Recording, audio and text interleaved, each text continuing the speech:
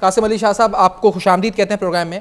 ताजिर कह रहे हैं कि हम टैक्स नहीं देंगे क्योंकि हम जो है वो टैक्स इसलिए नहीं देंगे कि पोलियो मुहिम का बायकॉट करेंगे, टैक्स के खिलाफ बायकॉट पोलियो मुहिम का करेंगे।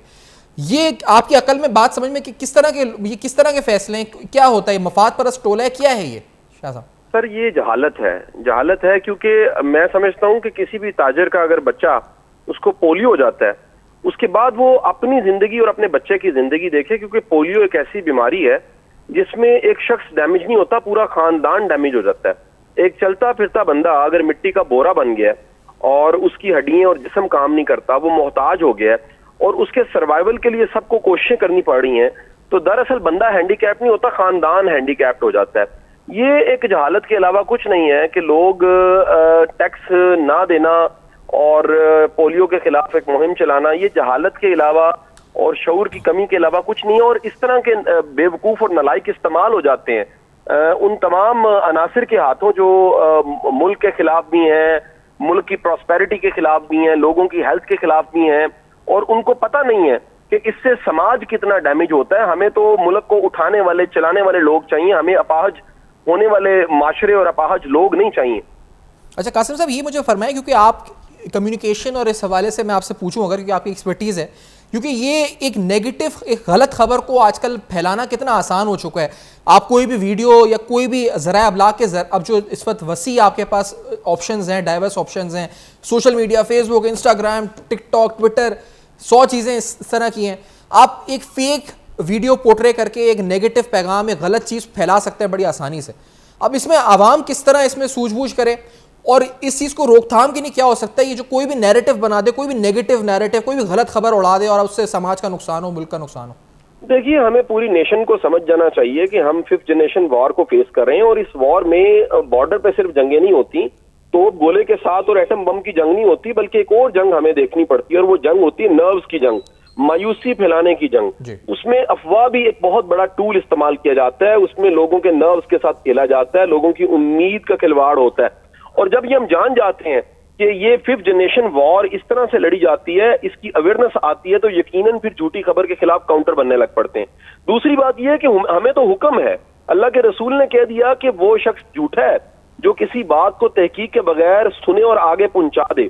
तो हमारे तो रसूल ने हमें किसी भी नैरेटिव को पहले तहकीक करने का, जानने का, परखने का हुक्म दिया है। कुरान आपको तहकीक का सबक देता है, जगह जगह कहता है तहकीक करो, जानो, बूझो, समझो, उसके बाद आगे बात पहुंचाओ।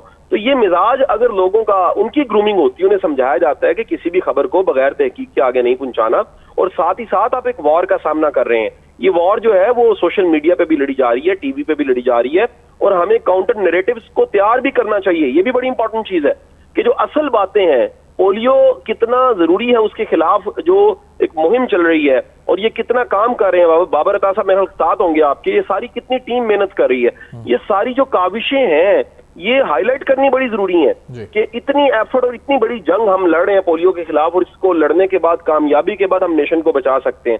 तो जब ये सारी चीजें हाईलाइट होती हैं तो फिर इस तरह की अफवाहें खुद ही दब जाती हैं।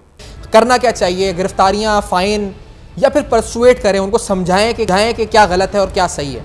अब ये समझाने वाला काम, क्योंकि आप मोटिवेशनल स्पीकर भी हैं, आपको हमने इस वक्त मधु भी इसी वजह से किया है, ये किस तरह से हो सकता है? फैक्चुअली उनको समझाएं कि नहीं, ये आपने जो मिथ सुने हुए ये सारे गलत हैं, असल हकीकत ये है, वो उसके लिए साइंटिफिकली समझाए, या किस तरह जाके, या फिर किसी ऐसे बंदे के जरिए समझाएं जिस पर उनका एतमाद हो, किसी आलिम के जरिए, मदरसे के जरिए? मेरा कहना यह सर कि देखिए, हम जिस 21वीं सदी में दुनिया कह रही है कि ये इंफॉर्मेशन टेक्नोलॉजी का दौर है, आने वाला वक्त इंफोटेक और बायोटेक का आ रहा है, अगले 20-30 सालों में दुनिया, पूरी ग्लोबल सारी दुनिया बदलने वाली है। इस सारे वक्त में हमें देखना चाहिए कि ये कितना एक माइनर प्रॉब्लम कितना मेजर प्रॉब्लम बन चुका है, और उसकी सबसे बड़ी वजह यह है कि हमने कौम के शऊर पे, कौम की तालीम पे, अवेयरनेस पे काम नहीं किया।